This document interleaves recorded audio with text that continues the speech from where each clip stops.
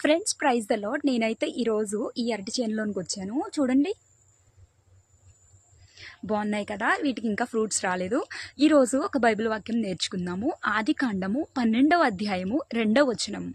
నీవు ఆశీర్వాదముగా నొందువు. You will be a blessing.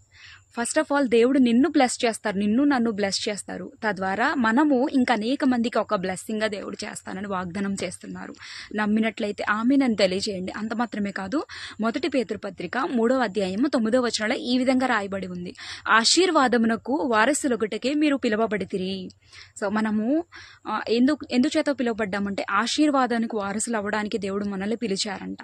So ఇట్టి వాగ్దానము దేవుడు మనల్ని బ్లెస్ చేయాలని కోరుకుందాము. దేవుడు మనల్ని ఎల్లప్పుడూ బ్లెస్ చేయడానికే ఉంచారు ఈ లోకంలో. సో మనం నిరాశ పడాల్సిన అవసరం లేదు, నా లైఫ్ ఇలా ఉంది అట్లా ఉందని. దేవుడు మనలో ఒక గొప్ప బ్లెస్సింగ్గా చేస్తానని ఈరోజు వాగ్దానం చేస్తున్నారు. ఆమెన్. God bless you.